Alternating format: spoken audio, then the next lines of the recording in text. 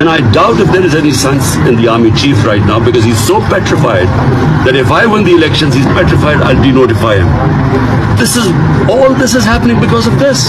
And I assured him, I said, look, I won't remove you. Don't worry if I come to power, I won't remove you. But there's some paranoia there, and this bizarre thing is happening. And by the way, it's not everyone knows what the situation is. Military leadership means one man, the army chief. It's a disciplined army. Whatever the army chief wants happens.